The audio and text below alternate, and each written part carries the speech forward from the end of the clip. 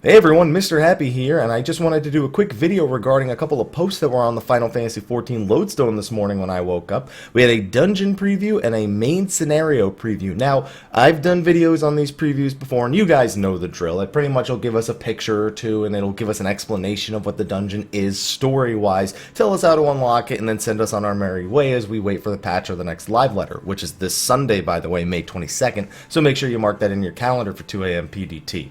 Now that being said, we did get an interesting little one-sentence tidbit that probably told us what the release date for the patch is prior to the live letter this Sunday. First, let's go through the previews real quick. So we have the dungeon preview right here, which shows off Sorkai and the hard mode dungeon of Hullbreaker Isle.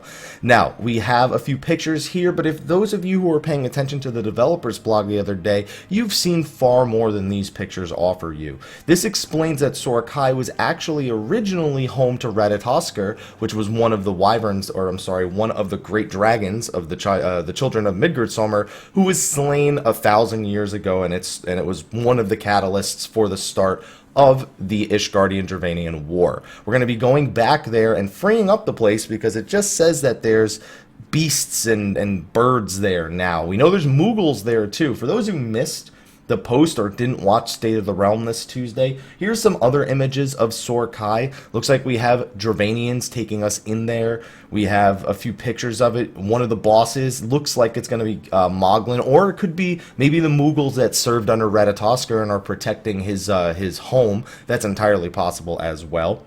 We also have a few more pictures, a giant Pegasus-looking boss in a long hallway, it looks like, and then a few other pictures. We also had a few pictures of Hullbreaker Isle. Nothing too crazy other than this little tentacle minion, although we know we're not going to be fighting the Kraken again, guys. Don't worry, it's just a little reminder that we did fight him here for the first time however long ago.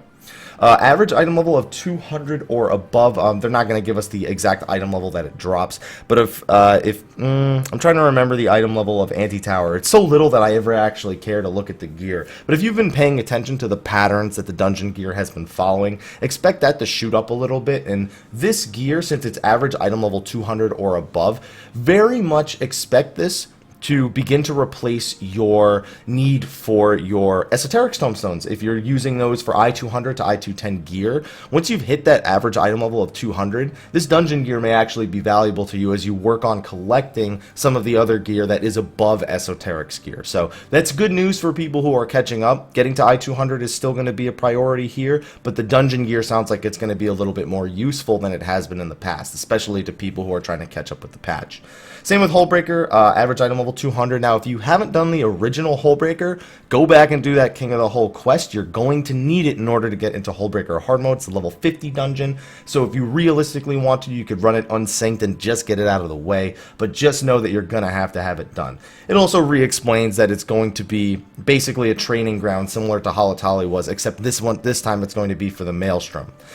Now, the big thing, as I finally take a breath after all that a lot of people are looking at is this post right here.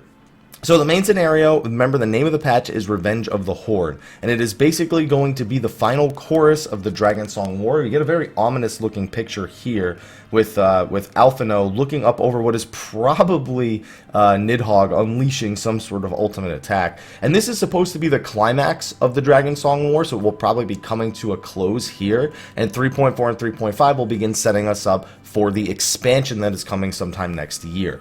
But the big thing is, and since people are always looking for when's the next patch, well, finally, this sentence right here pretty much all but confirms what the day is going to be.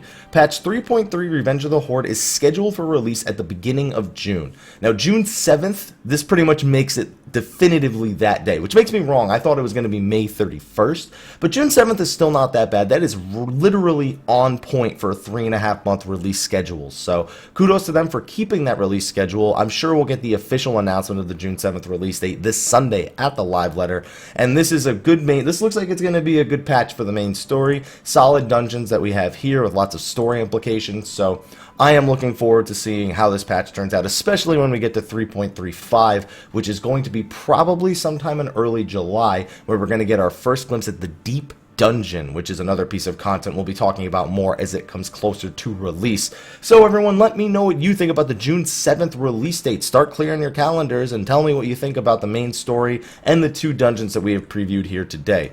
One last reminder, live letter this Sunday. Marco will be translating it again, so definitely be sure to check out his Twitter, throw him a follow. That's twitch.tv, I'm sorry, his Twitch and his Twitter. That's twitch.tv/MarcoTurn, that's with a K. I'll put it in the description of the video below. Twitter of the same name. Anyway, I will see you guys later. I got a live stream to do in about 30 minutes, so I'm going to get this posted and get to that ASAP. Anyway, thank you for joining me. I'll see you all in the next one, and until then, take care.